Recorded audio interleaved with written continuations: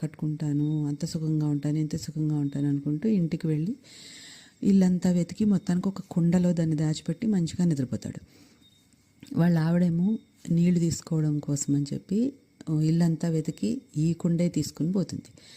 వెళ్ళి నీళ్ళలో పెట్టగానే ఆ కుండలో ఉన్న వజ్రం నీళ్ళలోకి వెళ్ళిపోతుంది. ఆమె నీళ్లు తీసుకుని వచ్చేస్తుంది. అతను లేచి వజ్రం కోసం వెతికేసరికి వజ్రం ఉండదు. మళ్ళీ నెక్స్ట్ డే మళ్ళా కృష్ణుడు అర్జునుడు వెళ్తూ ఉంటే ఈయన మళ్ళీ అడుక్కుంటూ ఉంటాడు.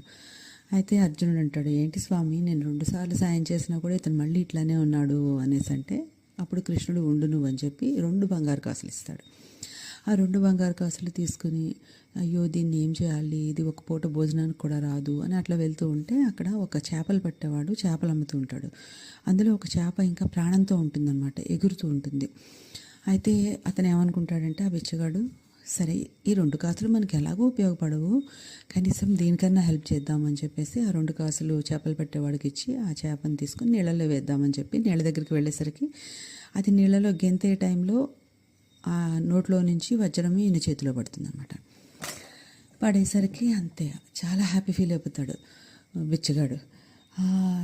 దొరికాయి దొరికాయి దొరికాయి, నా వజ్రం దొరికింది దొరికింది అని అరుస్తుంటే ఆ పాటుగా వెళ్తున్న దొంగ, వీడేంటి దొరికాయి దొరికాయి దొరికింది దొరికింది అంటున్నాడు, నన్ను కానీ చూశాడేమో అని చెప్పి, ఇంకా అరవకు, రాజభట్లు వచ్చి మళ్ళీ నన్ను తీసుకొని పోతారు, తీసుకొని ఈ బంగారం కోసమే కదా నువ్వు నన్ను పట్టిద్దాం అనుకుంటున్నావు అని చెప్పి ఆ బంగారము అతని చేతిలో పెట్టేసి అతను పారిపోతాడు దొంగ.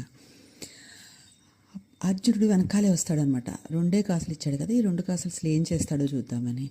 అది చూడగానే ఇంకా ఆయనకి ఏమీ అర్థం కాదు అర్జునుడికి.